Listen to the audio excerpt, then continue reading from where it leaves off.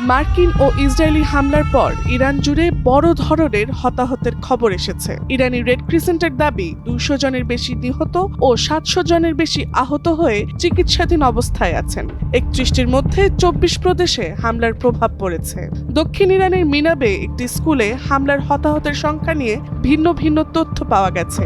Al Jazeera সূত্রে 148 জন নিহত ও 95 জন আহত হওয়ার কথা বলা হয়েছে। উদ্ধার অভিযান চলায় সংখ্যা আরও বাড়তে পারে বলে আশঙ্কা করছেন সংশ্লিষ্টরা।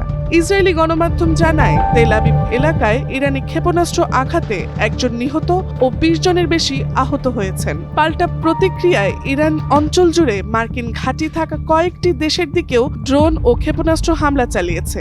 আবুধাবিতে 1 জন নিহত হওয়ার দাবিও রয়েছে। একই সঙ্গে তেহরান সহ বিভিন্ন শহরে যৌথ হামলা এবং এর জবাবে ইরানের পাল্টা হামলা অব্যাহত থাকায় প্রাণহানি আরও বাড়তে পারে বলে সতর্কতা দেওয়া হয়েছে।